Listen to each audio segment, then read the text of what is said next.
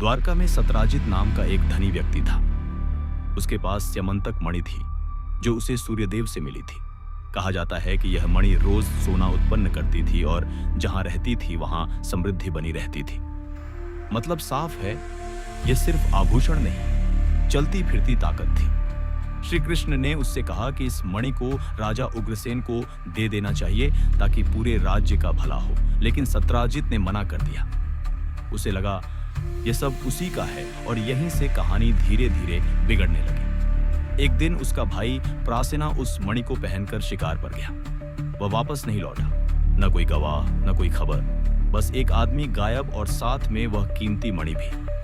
अब इंसानी दिमाग जो सबसे तेज काम करता है वही हुआ, बिना सबूत के आरोप। सत्राजित ने सीधे श्री कृष्ण पर आरोप लगा दिया कि उन्होंने ही प्रसेन को मारकर मणि ले ली है।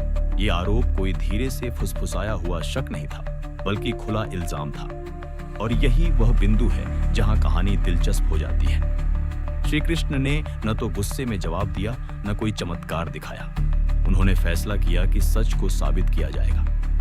वह खुद प्रसेन के रास्ते पर जंगल में गए। वहां उन्होंने देखा कि प्रसेन का शव पड़ा है और पास में एक शेर का भी शव है। कहानी अब मोड़ ले चुकी थी। शेर ने प्रसेन को मारा था, लेकिन शेर भी जिंदा नहीं बचा। आगे पता चला कि उस शेर को जांबवान ने मारा था, वही जांबवान जो रामायण के समय से जीवित थे। जांबवान वह मणि अपने गुफा में ले गए थे। श्री कृष्ण उस गुफा तक पहुंचे। अंदर उन्होंने देखा कि वह मणि किसी खजाने की तरह नहीं रखी थी, बल्कि जांबवान का बच्चा उसे खिलौने की तरह इस्तेमाल कर रहा था। श्री कृष्ण ने मणि उठाई और तभी जांबवान आ गए। उन्होंने बिना पहचान के युद्ध शुरू कर दिया।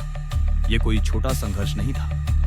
ग्रंथों के अनुसार यह युद्ध 28 दिन तक चला, लगातार, थकान से भरा, बिना किसी शॉर्टकट के। अंत में जांबवान को एहसास हुआ कि वे किसी सामान्य योद्धा से नहीं लड़ रहे हैं। उन्होंने श्री कृष्ण को उसी दिव्य रूप में पहचाना जिसे उन्होंने पहले राम के रूप में देखा था।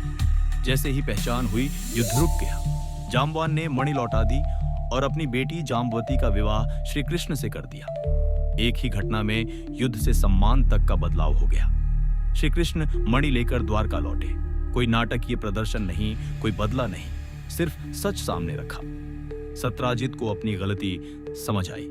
उसने माफी मांगी और अपनी बेटी सत्यभामा का विवाह श्री कृष्ण से कर दिया। साथ ही मणि भी उन्हें देने की कोशिश की। श्री कृष्ण ने मणि लेने से इनकार कर दिया।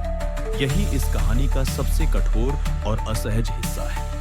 उन्होंने अपना नाम साफ किया, लेकिन उस वस्तु को नहीं लिया जिसके लिए उन पर आरोप लगा था। इस पूरी घटना का उल्लेख विष्णु पुराण चतुर्थ अंश अध्याय 13 से 14 और भागवत पुराण दशम स्कंध अध्याय 56 से 57 में मिलता है। ये कहानी चमत्कार की नहीं है, ये आरोप, प्रतिष्ठा और धैर्य की कहानी है।